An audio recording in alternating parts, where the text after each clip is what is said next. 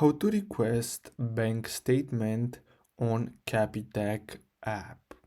So the first step is to simply open the Capitec app. Then you're gonna have to select your account. So basically that means that you're gonna have to choose the account for which you want to request a statement.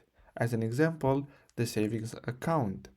Then you're gonna have to simply tap on the three dots menu icon, usually located in the top right corner of the screen.